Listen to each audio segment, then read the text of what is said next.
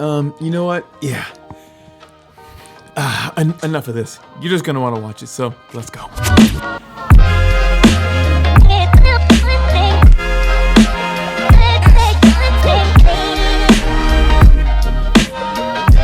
So my question to you is, you've had so much stuff happen to you in your life that from my perspective, and I think a lot of other people's perspective, would be really easy to make that define you, to be hurt and broken and angry and repeating the process, repeating cycles that you're not doing. And that to me is what's so incredibly powerful. So I'm curious, what got you to this point? And then I would love to just, if you want to, share about your brother and just that experience or anything else. So I was raised in White Center for about all of my younger years of elementary to high school, and just being around that area was kind of rough. I was kind of isolated a lot with my parents. My dad being super overprotective. They shelter you a lot? I want to say yeah. You can say right now super religious and stuff. Sure. But whatnot. But I used to get sheltered a lot around that area. There was a lot of gang gang stuff going around, just outside the walls of our house and stuff. A lot of gang influence at our school. I just grew up around that area, just friends getting involved with gangs, people I know, some of them who've died. I know for me, I had some type of longing for that kind of lifestyle. I was just like, man, I want to be a part of, what's going on out there with my friends and stuff. There's times where I would try to do rebellious things to just try to go be with them and stuff. But I don't know. I just always found myself coming back. One of the main reasons I feel like that was always happening because my mom was super into prayer. She still is. But yeah, a lot of the times I feel like I was always, just coming back, wanting to serve the church, was because my mom she always kneel by our bed and just be constantly praying for us that no matter how far. This is what we woke up one time hearing this, and she was like, no matter how far my boys go, Lord, I pray that they always have a heart to come right back to you. And I feel like her prayers are always being answered. Wow. When I will always try to go and do my own thing. But I think just growing up around the area, it took effect on my life. I pretty much just served the church and served in youth for a while. And, I did that for years. And then I became a part of City Church and stuff, which became Church Home. And I was serving at City Church as an intern and stuff for I think a semester. I think somewhere in the time I was serving at interns, I had a little brother who had seizures and stuff, and he will always have to have somebody sleep by them or sleep by him, just to make sure whenever he has it, we're always attending to him and stuff. He will always have it for years. Long story short, he passed away through seizures and stuff, and that also took a toll on my life where I had old desires to do do things on the street, but I was still serving the church. But I just had old desires I didn't take care of, and then when my brother passed away, I think a lot of those old desires popped up again, and it was just like, man, I want to go live for myself and figure out what I'm struggling with right now, because I feel like I dusted a lot of old desires and not really taking care of them. So I feel like where I'm at right now is I love God, but it's man, I really need to deal with the baggage that I never took care of years ago. So I feel like I feel in my heart like God's really dealing with me in certain types of stuff. But yeah, I'm here, doing my best to serve the community, serve the church. But yeah, Well, that's trying to love on people. Do you remember what were those things that would make you choose a thing that maybe you wouldn't think someone would choose, like going to church instead of going and doing other stuff? Or I really had desires to like spread the gospel. One of my biggest influences was like Billy Graham, and then my mom and them will always watch like Jimmy Swaggart or those old type evangelist people, and I always just had a heart to be like, man, I'm gonna be an evangelist, like go and like one of my dreams was to like go to Alki, sit on those like cement blocks, whatever, and kind of just like preach the gospel. I just remember Billy Graham just being like a really big like influence on my life, just because of how he carried himself, and like the people he reached and stuff, and like the simplicity of the gospel of reaching people, like it really got me and stuff. But I think that kind of made me like stay in the church, and then I was serving in youth ministry, and man, just dealing with the kids, and it was hard, but man, it was great. It was good. Who is Andrew, and like, what are your passions? My name's Andrew. No, I'm joking. I really want to say my passion is to like serve people, and that could be anything, obviously. But like, I had like a really big desire to serve like the homeless people in White Center. It was just like a bunch of them and stuff. We got to know a lot of them. Wow. Like guys like Chainsaw, Bear, just a bunch of these guys. No way. Yeah, it was.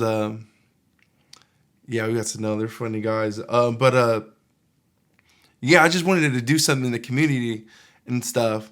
Crazy thing though, me and my nephew, I just had like this big desire to like get clothes from the church I was going to, my old church, and be like get clothes and canned food, and be like, man, we're just gonna like distribute it to the homeless people. Yeah. So I sat down with my nephew and my nephew Aaron, and I was like, hey, I got this thing. I was like, man, let's just shoot this video, and let's just shoot all of White Center, and then let's make a video and like take it to the church and just show the church what we're gonna do for our community and stuff. And I wanted to call it I want to say Area 51. No way. Yeah, something like that. I love that. I think it was Area 51. I forgot what it was, but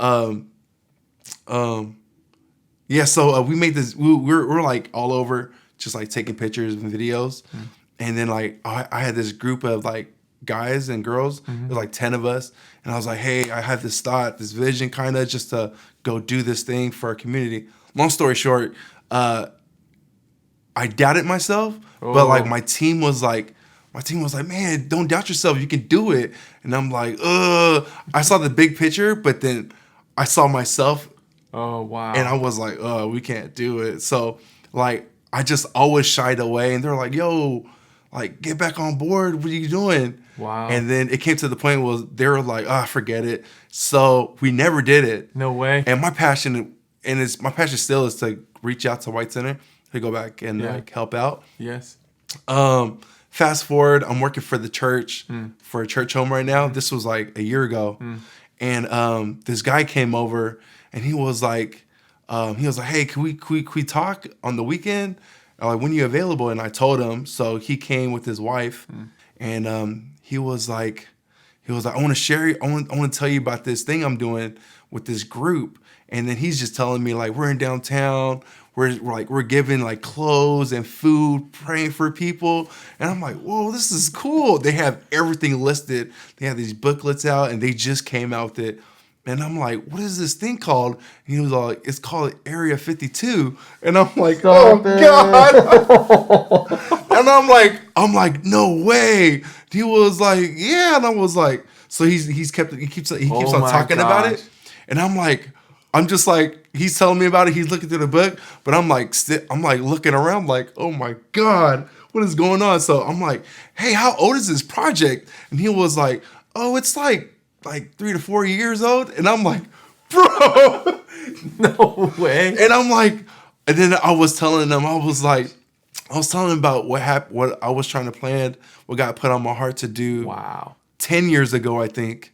And I just never did it. And I just felt like, man, it's cool that somebody else picked it up. Yes. But I should have picked it up when I had the chance to. Wow. So I was taken back. And I was like, man, I never want to drop the ball again. Come on, man. But my heart is to serve the homeless, serve people. And I don't know, I like putting a smile on people's faces. It's so worth it. I feel time. like it's because everything else out there does the opposite. Right. Like, you're crazy. You're so out of the ordinary because you do that. Right. Which is insane to me, but it's just realistic. I feel like it's so real Yeah. to what we live in nowadays. People just, like, they are what they eat, and they eat a lot of garbage constantly. All the news, all the whatever. Like, just doom and gloom, the world's coming to an end, I hate this, you know what I mean? So the fact that I imagine it'd be like, man, what's wrong with you? Why are you so nice all the time? Exactly. That's crazy to me. Exactly. It's crazy what's not normal, what should be normal. Yes. And all the bad stuff is pretty much like, oh, okay, that's pretty normal. And it's like desired to be consumed. Exactly. It's like, bro, I don't want McDonald's, I want a steak all the time. Yeah. But you like McDonald's become like that's everything. So like it's at least the idea. So you'd mentioned about being in construction. We talked a little while ago. Oh yeah. And I know there's a lot of angry people, a lot of hurt people in so many ways. I know that can be in a toxic environment, but my question is, how do you deal with, because you can't just like, you're going to end up talking to people at some point. Right. Like, exactly. You can have a cute little conversation for 30 seconds, but then like 30 seconds, an hour, 3 hours, like. Yeah, it's just like, it's dry. Well, what do you do? Yeah. So anyways, I guess that's kind of my question. Like, how do you go about it? Being the person you are and being in that work environment. I like to talk to people. Yeah. And no matter who they are, I like just to laugh. When things get like super serious, I like to laugh and like kind of like break the ground and stuff. Some people just don't like it. And I'm like, whatever. I think throughout the years for myself, when I was younger, I used to be like super jolly, whatnot. And like, just like laugh things through. And that people would be like, why are you laughing? I'm like, oh, I don't know. It's kind of funny. But I think over the years for myself personally, I feel like, and I think I'm trying to change this, but I think for myself, especially in the construction world, where it's like super blunt, like people are like, you know, some of them can be, some of them can hide their frustration, and some of them are like, they're kind of like, they'll blow up on you. Ooh. I feel like they say over the years, like they kind of just changed all that, where it's like, you know, you can't talk a certain way to people. You can't talk down to them, or you're out the door and stuff. So like people are like, it's kind of got a little gentle, like so a little to more speak. subdued. Yeah, interesting and stuff. Over the years, probably the time you were there, they were probably like super punks. Like, I think they just said what they don't say now. I don't know how it was back in the days with like being at like some guys would drop racist jokes and stuff, or like all the time, or gay jokes or whatever. Yep. Man, you're out the door. Wow. Right away, you're out the door. Like ever since I've been in the construction world, a couple of them have been out the door. Wow. But like they'll hire them like months later back into the trade and stuff, or back. But I think for myself, handling situations where like people are just like dirty and stuff. For myself, I'm like, man, if I'm nice to you, you can't like, you know, like see that I'm like being super nice to you. Right. If I'm going like for days just trying to be nice to you and you're just always rubbing me wrong. Right. Oh man, recently it's kind of like, man, screw you. I ain't tripping no more. I ain't gonna mess with you no more. But I'm gonna know where you're at and stuff. And like I'm just gonna kind of keep my distance. If you want to talk, I'm more open. But like, but if you can't like treat me the way I'm trying to treat you, then it's like, man, I ain't trying to mess with you no more. Right. But I've been trying to check myself in that because, going to be Christ-like, Oh yeah, it's so man, it is not that way, man. It's No. not where like I could be nice to you for a couple days, and if Right. you can't be nice to me, it's like, yeah, I'm gonna write you off.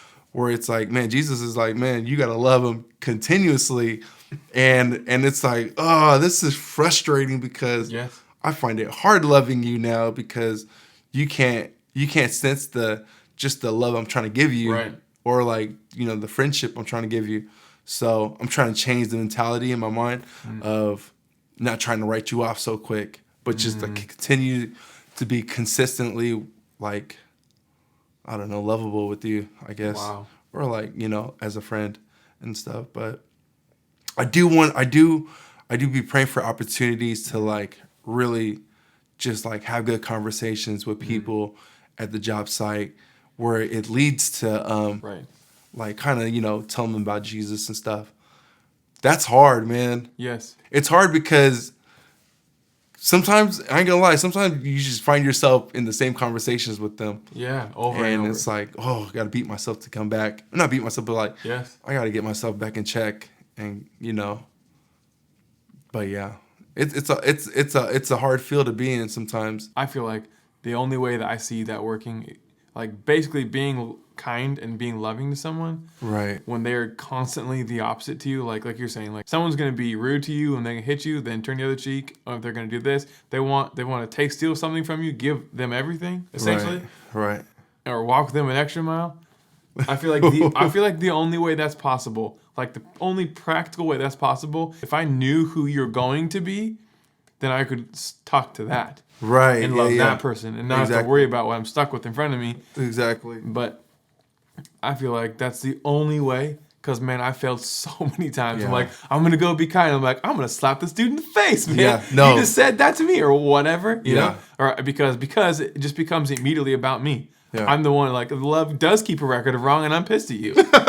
That, to me, is obviously just applicable in life. Yeah. At the grocery store, at the gas station, and you're driving and someone cuts in front of you or whatever. Anyways, so I just think it's so cool that you're just being real and honest and practical and just loving people, because I feel like that to me, I think, and I would love to know what you think about this. I think that to me is what's so much more powerful and speaks so much more than some dude being like, let me tell you about what I believe. Right. It's like, how about let someone come pick fruit from your life instead of you being like, try this, it's amazing. It's true. Yeah. I feel like that's what's so profound. And then it seems like you're saying, it kind of can like lend to like conversations with people going, why are you not angry, man? Well, this dude is clowning on you for 4 days. Why are you not angry at him? Why are you not clowning back? Or whatever the situation would be. Yeah. I feel like it seems like that's what's way more powerful to me instead of just. I think for the both of us, we had those kind of like, hey man, like guys who step back, like, hey man, why don't you react in the way like all of us want to react and stuff. I find a couple times that's happened in my life. Wow. Where it's like, you know, where you want to keep a standard. Yeah.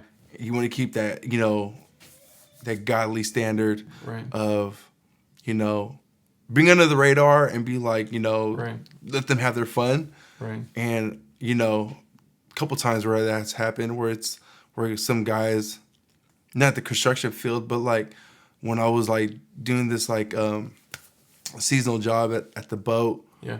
You know, guys are talking about like prostitutes. And it's like, they're like, man, we just, you know, we get some drugs, we get some prostitutes. Wow. And I'm like, oh, man, I don't fit in this conversation. Or it just feels like super uncomfortable. Yes. You don't know how to respond, but to kind of laugh. Right, but like keep your silence at the same time where you don't want to add on to it. Yep. But, yeah, it's a crazy thing when you keep your standards and guys are like, you know, just like you said, like, they're like, yo, what's wrong? What's wrong with you? Do I knew that? Yeah, like, I remember this one guy was like, man, we get the prostitutes. He was like, right? He was like, how many times you had sex? And I'm like, oh, shoot, I'm still a virgin.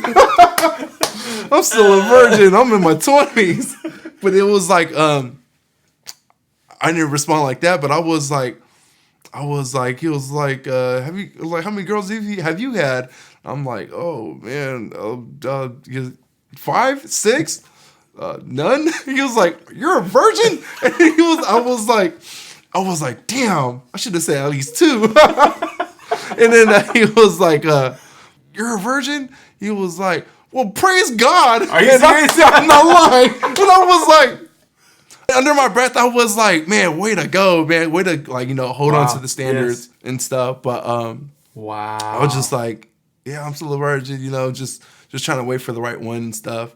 Wow. And yeah, like we said before, like sometimes or a lot of times what's not normal becomes a normal thing for everybody. And that in that case was like, man, that's not normal, but that's pretty cool because everybody's doing the non-normal stuff, which is cool. But it's like, no, I want to hold the standard and stuff. But well, and it's so powerful that by you just answering a simple question, you'd have to communicate all the stuff that was communicated to them by you just saying, "Oh, none." Yeah. And some people, it could be like, they're like, well, you just, holy, or like, but that guy being like, no, that's actually amazing. Yeah. To me, it's so powerful, and it continues to lead for more conversation and more. True. Like, then people start watching you, like, oh, you can do that? What else, Whether it's good or bad, but I feel like that's just what's amazing to me. Yeah. Like, they get to see your life, and it's the fruit that's bearing. Exactly. They're like, dang, he's still here, bro. He's still consistent, or he's whatever. I think when you stand out more, a lot of people have like their ears more lean to you. Yeah. If it's in a good way or a bad way, but they're leaned into you. Yep. And if you hold on to your standards, like say if you're holding to your standards to if your desires is to further the kingdom of God with spreading the gospel, man, use that standard. I mean, use that stage. Right. You encourage yourself to daily to be ready for the open conversations that will come in the way and stuff. But yeah, it's amazing. Yeah, man. I feel like the most practical thing I see being so beneficial is just being love. Like that that to me wipes out all this stuff. I think is my only 33 small years on this earth is what's so powerful is love and being willing to see people where they're at, and at least for me, not letting that define the person, and not being oh, that's who you are. Yeah. But being well, this is where you're at, and I think, I'm just gonna love you now. Yeah. And not let the thing that you just said that really is offensive or frustrating or fill in the blank, to me. Yeah. Let that just go whoop and just see them for who they are. I feel like it's almost nearly impossible. Yeah. But it's so cool. I feel like at least as you start to do it a little bit more and begin to see. Because isn't it true? They're responding from a desperate need of pain or something. So instead of being able to say, man, this happened to me, or being able to not let something define them, or whatever the situation is, they just react out of pain or react out of desire. True. And then when we or you can just be that guy who's just but I still love you though. Yeah. You did this thing, but I still love you. It's crazy. It's crazy when you can love on somebody, or you can be that person to receive somebody's love. Oh. And it feels genuine and stuff. Yeah, man. I know. I don't mean because you're in front of me, but I know that talking to you behind the stage, whatnot, and the encouragements that come from me. I know it's super, just it doesn't come with expecting something else back and stuff. I know oh man, this cat there's nothing but love from him and stuff. I think for anybody receiving love, it's a game changer and stuff, because there's just we live in a world where people like to take. Yeah, man. And they rarely give. Yeah. I think when just being a recipient of just receiving love, without intentions, it's freeing and stuff, because it's rare and stuff, because people like to give $1 and be like, hey, I love you, go do something with that. Right. And when they're down in the luck, they're like, hey, where's that $1 I gave you earlier? Can I get it back? So true. And we live in a world like that, where I think as believers, or as boys and stuff, we need that type of that kind of love. Yeah, man. Where it's man, let me love you for where you're at, what you're doing. You know what I'm saying? Okay, so then I guess the last thing I want to touch on is then, based off what we're talking about love, how in the world is that applicable in something to me that is the polar opposite, the antithesis of the opposite of that, with racism? To me, it is the ultimate vehicle of hatred. Right. and call it what you want. Like, we as humans, I feel like we just want to divide and separate any way we can. If Yeah. it's like a race gap, it's a gender gap, it's if you like this different game than me, you like this different politician than me, or whatever. I feel like we just Right. want it nowadays. So, like, how does love fit into dealing with people that are so hurt, and some people super just, like a lot of people just, and like they were completely like people were very racist towards them, like justified in their feelings. But how do you then how does love work in that situation is what I'm asking. Man, that's a heavy one. I don't have the answers. I know. We were just trying to solve asking. it last time. I think growing up, a lot of the old Samoan people. I think a lot of races. Yes. You know, we all have like a bit of racism in us. Yep. And stuff. If it's not towards the white or the black, it's towards somebody else. Yep. I think whenever you say that's how the white man does it, or you know, we like to say back in like our Samoan community, that's the way the Palangis do it, where it's like that's the way the white man does it, or that's the way the Maoris do it, or that's the way the black people do it. Wow. And it's like, you know, we like to throw that out there, Right. Especially like in churches and stuff, where you're like, oh, that's like the white churches do it. We don't do it that way. And it's like, no, well, you're missing the point because we're all serving Jesus. Right.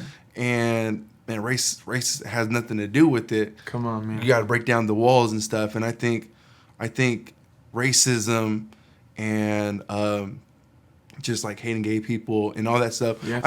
I just think hate has a lot of labels to it. A billion and stuff. percent. And if you was to take all of the labels away, you just have hate. Yep. And what's the remedy or the cure to all Yes. that, which is love. And I think within my community, the Samoan community, is for myself is addressing the labels, the hatred labels with love and stuff. If you take the labels away, address hatred with love, it brings clarity on a lot of stuff. It opens the playing field, lets people see like, man, we're lost, man. Like, Wow. I have this hate for no reason. How do you deal with the fact that being white Yeah.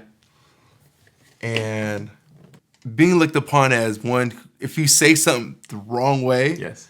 and you don't mean it, and you don't have no intentions of being racist and stuff, how do you feel when somebody calls you out, like, man, that's racist? I feel, man, it's just so hard. Sometimes it's so hard. You have to watch what you say. Oh, yeah.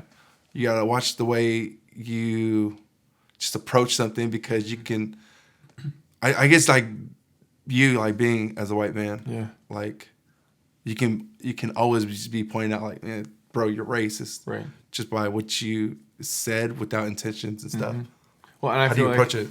I feel like, and just because of the history of America, Right. I'm just afraid to say anything, but whatever. I think being white, you're automatically just in a different category of like, you really, really, really, really don't have a clue.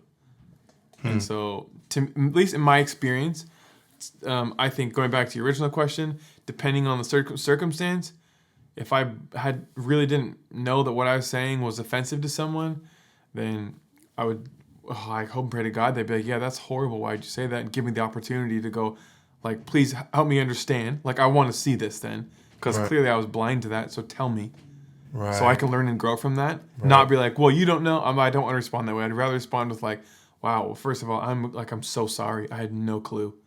Just like when we were trying to get pregnant, people had no clue. They're like, man, when are you gonna get pregnant, bro? That was like, Super insensitive. Yeah, and it's like, but they're like, or like, hey, we're super excited for you. When are you guys gonna do this? It's been 4 years. Like, yeah, it's been 4 years, man, of nothing and watching all of like I could go down that road. Wow. So I feel like the same thing is applied in like, instead of and what I didn't say in those times, instead of being like, wow, that really hurts, was just like, I would return with like love, like they didn't mean that. I was like, that's man, hard. it's all good. Like, we're trying, and I would tell them like humbly, like, hey, like we really want to, and tell them our story, and they'd be like, oh wow, I'm sorry. And I feel like, so the opposite, because I'm not trying to make them feel bad. It's just like the truth. It is what it is. Yeah. So my hope is that I can have enough conversations with friends and people that can go, that's weird, man. Or like, hey, why didn't you know what I mean? Because I know if I say something to you, you'll call it out. If I say something offensive or whatever, even if it's not towards you or someone else, Right. I know that you love me enough that you're gonna go, hey, man, can I Right. tell you this? And then it affords me the opportunity to learn. Or it doesn't matter what your skin looks like, you still deserve the exact same opportunities and love and concern and willingness to listen and be heard. So I try to apply that to every person that sits in front of me, whether they're someone who just hates me or whether they're someone who's like genuinely trying to go, hey man, can I help you with this? Because I think it's really easy, if I can be super honest, it's really easy to be like, well, I'm a white person, so I won't say the words on the internet, but I'm automatically all these blank, blank, blank, blank, blank. I'm a blah, blah, blah, blah, blah because I'm white and I don't know anything. And it's like, the irony of it is, I could share some of my experiences, even being white and having things happen that were like super unjust and really, really dumb. Right. But I don't feel like with racism, I feel like that doesn't do anything. Like me being like, oh, let me tell you about my pain. Let me tell you about the thing that happened to me. It's like, I feel like the only thing I can do is just be willing to listen. And if someone wants to say something about me, then, or even if I said something that's offensive and it causes pain, the only thing I can do is try to just see them through like love. Right. And see them through like, obviously there's pain, or obviously I missed it. Right. And pray to God they'll give me an opportunity to like hear and then filter through, even if it's coming at a lot of pain, which AKA not pretty words, there still is truth in there. And being able to like humble myself, because my biggest challenge in life, bro, is I hate feeling misunderstood. Because my brain is like, no, but if you knew my heart, you would know that I would do literally anything for you, and I don't care if I don't know you. I will lay down my life for you because I love you, like on an unhealthy level, like too much. I've had to work at it, you know what I mean? Like that's what my brain is like. Like, but if you knew, I would do anything for you, man. You know? Yeah. So that's why it's Crazy. been such a cool challenge for me to be like, if I say something, help me, and not. Right. And I mean this like recently, within like the last month or so, being able to go, wow, I need to get over this really quickly. It's not about me or my experience. I don't see anywhere in the Bible where Jesus was like, let me tell you about my experience, man. Wow. All these stupid blankety blanks. I'm perfect. I did nothing wrong, and they're still accusing me. He was like, man, they don't know what they're doing. Forgive them. Genuinely, with my whole heart, God, forgive them. They don't know what they're doing. So I was like, I'm not trying to make it spiritual, but I feel like that's the only way I can view this thing. Yeah. Otherwise, I get in the way, and it gets super weird really fast, because then I can write all the white. I'm white, so I have all these powers and privileges and all this stuff, and I'm like, man, I'd rather just listen. And I hope that's not like a, I don't know, like a frou-frou answer. But I feel like that's genuinely the only thing I can think of. And I'm so far from perfect. I've had quite a few conversations with people that are like well-intended, even friends telling me stuff. And I got so hurt, and I was like, wow, I'm so broken. I can't even listen to my friend tell me something, you know? As of recently, the only thing what I try to do is just hear the pain and where it's coming from, and realize that there's something so much greater than what they're actually saying. Yeah. And maybe be able to get to that. Yeah.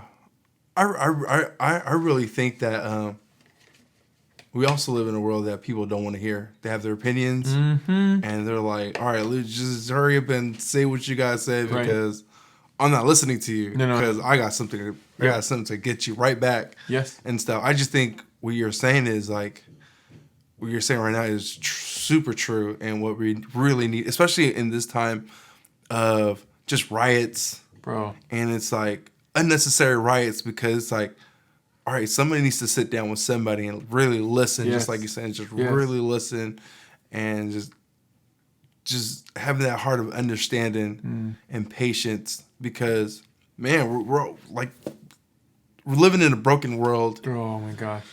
People don't want to listen. No. People just want to get their opinions out, which is clashing all the time. Yeah, and the internet is making it so much more available. Exactly. Like we're getting a billion more bad opinions or horrible things. All the time. So I feel like that just makes it even more challenging. Like good things, like these type of conversations are going, it's like, they're like good conversations, and then all the things you see are the bad ones. Yeah. And I feel like the only way I see it changing is being able to like have good community and friends and people who are willing to like love you in truth, but still tell the truth. Yeah. Now I'll be like, well, that person got offended last time I said something, so I'm not going to tell them anything. Dang. And instead, like, humble myself and be willing to be like, all right, I want to hear what you have to say, even if it's going to hurt really bad. Right. I'll learn to get over myself and hear you. Yeah. I think, and I could be completely wrong. I don't know, man. But I feel like that's the only thing I know that seems to work. Because even growing up in my own life, so many people that I will not just. It's people in life I've experienced that are. It's like, what are you saying? Wow. Not like that's just. Or why would you even think that? Even like forget about racism. It's like, oh, this is a woman's place in the house. Wow. It's like, excuse me, what? Last time I checked, she's a person. She has no less value. If anything, she has a heck of a lot more value. Exactly. Or stuff you hear about. It's like, well, this is her area, so you just can't touch it. Wow. It's like, I mean, I'm all for like, hey, if my wife wants this to be her area, absolutely. Exactly. But it doesn't need to be a kitchen. It doesn't like if you want to start, I don't know, doing whatever, like if you want to start building something or fixing a car or like all the stereotypical stuff that guys do. Yeah. Have at it. My goodness, please. But that stuff, man, I feel like it's just, I've caught myself getting so angry, but it's all for the same reason. It's like, no, but I know you don't mean that. Because if you knew what you were saying and how much pain it was causing, you would never say it. And that's what I'm like, let's turn that thing around on myself. Like, if I knew what I was saying, I would never, so it's like, help me to see it. Help me to, otherwise, I'm so quick to be like, let me just throw some judgment down on this real quick because that's like the easy way to do it. Exactly. So easy. Instead of being like, why don't I just shut up? Because would I really want to say this in like 6 months? Would I really think that's so? Exactly. Probably not. Exactly. Anyways, thank you for being here, man. It means the world. Seriously, appreciate it. Just your willingness to be honest and genuine and like real with me, it means the world because I feel like that's a rarity. So thank you, bro. I appreciate it. Appreciate it. Love you. Thanks for having me here. Dude, yeah, man. That was great. You're so easy to talk to. Well, that's kind. I love Andrew, man. Such a good dude. Let me know what you think in the comments down below. Thanks for watching. As always, episodes coming out on Thursday. I'm going to say Thursdays for now. It's going to change, but for right now, you can count on Thursdays. I don't know why I always do this in every video. But it's for you, though, man.